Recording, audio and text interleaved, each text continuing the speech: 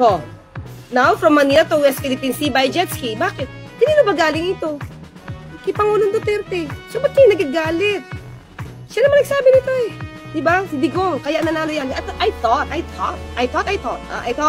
na matatang. So mali, ako nabudol. Definitely hindi man ako mapapabudol kay Sara, no? Hindi na. I know na. Sino ang bumastos sa mga Pilipino? Sino ang hindi disente? Binabastos niyo yung Pangulo. Disente kayo? Tapos si Vice Ganda na ginamit ang parody na galing din sa Pangulo ang mga sinabi na yun. Dating Pangulo dating Pangulong Duterte. Napipikon kayo. Kung makabastos kayo ng Pangulo, kung makabintang kayo ng walang ebidensya, tinatawag yung adik, samantalang si dating Pangulong Duterte, yung adik, fentanyl at marijuana. Tapos gusto nyo tularan siya ni Pangulong Marcos? Yung ginawa ng tatay mo? Mag-adik? Gustong tularan? Maging korap? Maging magnanakaw? Maging killer? Yan ang mga polisiya ng tatay mo dati. Hindi gagawin yan. Hindi siya gagamit ng fentanyl para ma-feel ng Cloud9. At hindi siya gagamit ng marijuana. At at time na siya ay presidente.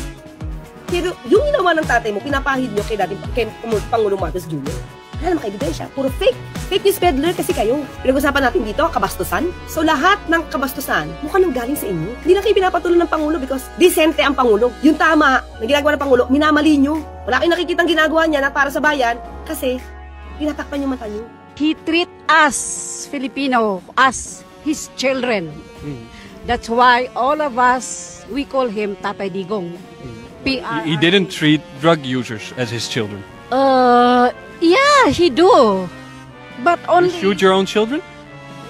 No, of course not. I personally had received death threats for speaking out against the government and specifically speaking out against these killings. He admitted he wanted to kill 3 million drug users. Yeah, he admitted, but it was joke. Tatay Digong is always making jokes. Hitler massacred 3 million Jews. There is 3 million drug addicts. I'd be happy to slaughter him. So it's more of a comedian. Yeah, he is. That's why we like him. It's not funny. Lives were lost. Lives were lost. People, like, I know people who have been gunned down. They're literally eating outside and they are not government officials, but they are ombudsmans or tanods. They're serving their communities and they were gunned down. Because they were activists or because they were drug users? Or they were alleged drug users because there was no real proof. But the government could basically plant drugs on anyone and say, huh? Like, well, that exactly. He liked to joke. Yeah, he liked to joke. All that in joke. And it's not true. I'd be happy to slaughter him. To be honest, we can be different, you know? And you cannot... And you I'm just curious to understand your worldview. I respect it. I also respect it. I'm not going to kill you. No, I'm not a Duterte. No, I don't think so. Yeah. Or do you have math on you? Because then... No. That's...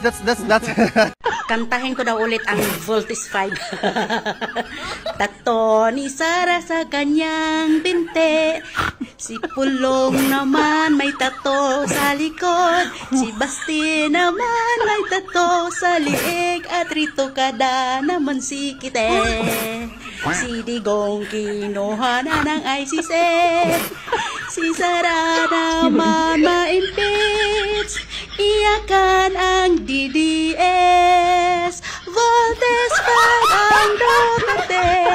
Iyakan ang DDS.